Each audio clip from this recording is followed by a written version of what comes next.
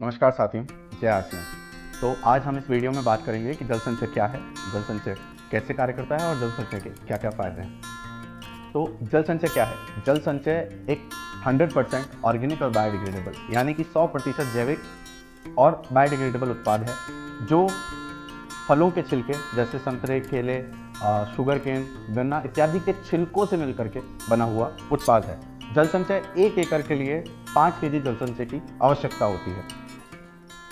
हम बात करेंगे कि जल संचय कैसे कार्य करता है, क्या क्या इसके फायदे हैं। तो ये 2 खेत आपके सामने हैं। अब हम एक खेत के अंदर जल संचय को डाल देते हैं। जल संचय कुछ इस प्रकार का पाउडर जैसा प्रोडक्ट है। 2 चम्मच मैं इसके अंदर मिला देता हूँ। जल संचय दिखता कैसा है? कुछ इस प्रकार का जल संचय है, पाउडर जैसा ही है एक उत्पाद।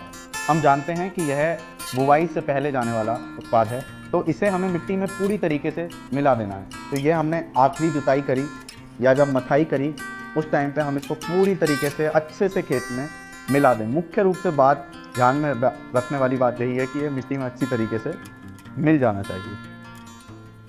तो यह है हमारे 2 खेत थे। एक खेत में हमने जल संचय को डाला और एक खेत में हमने जल संचय को नहीं डाला।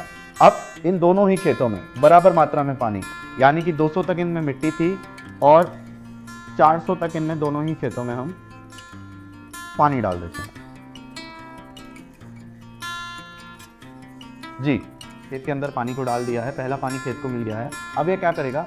जल संचय अब अपने वजन का 50 गुना से अधिक पानी को अवशोषित करेगा। अभी जैसा आप फर्क देख सकते हैं, जिस खेत में हमने जल संचय को नहीं डाला था वह पानी पूरा जब नीचे तक आ गया, बल्कि जिस खेत में हमने जल संचय को डाला था वह धीरे धीरे पानी को पी रहा है।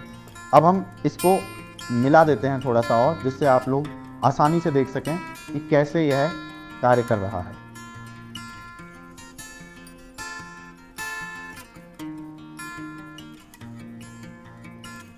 हमने इसको पूरी तरीके से मिला दिया। अब उसी प्रकार से मैं इस खेत में भी पूरा मिला देता हूँ।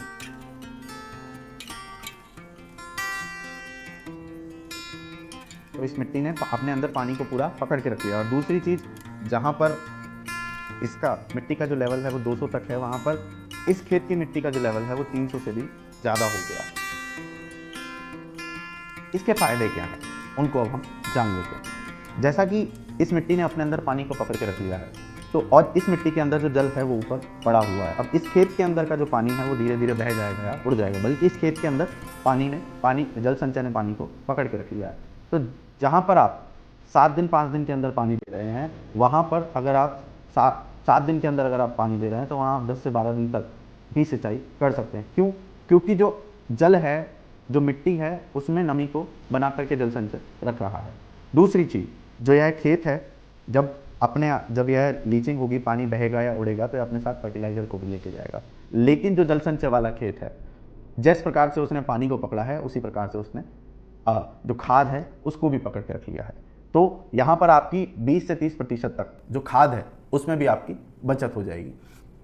तीसरी चीज़, जो जल संचय है यह ना केवल पानी को होल्ड करके रख रहा है, ना केवल पानी को पकड़ के रख रहा है, इसके पास खुद के ऑर्गेनिक कार्बन, ऑर्गेनिक मैटर और माइक्रोन्यूट्रिएंट भी उपलब्ध हैं जो मिट्टी को और अधिक पोषक बनाते हैं।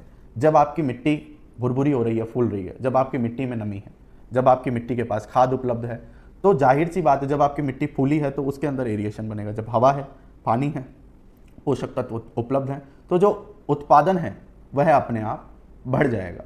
तो जल संचय को डालने से यह भी देखा गया है कि 20% तक आपको उत्पादन में भी लाभ मिलेगा। आपके खेत की जो मिट्टी है उसको भी सुधार रहा है। जल संचय उस मिट्टी को भी जो भुरभुरा करने में आप लोगों की मदद कर रहा है। तो ये जल संचय एक ऐसा रामबाण उपाय है जिसे एक फसल चक्र में यानी 6 महीने के अंदर हमें एक बार डालना है। तो इस प्रकार से जल संचय कार्य करता है। इस प्रकार से जल संचय हम सभी के लिए लाभदायक है। तो आप सभी लोग जल संचय का इस्तेमाल करें और खुद जल संचय के लाभ देखें। धन्यवाद।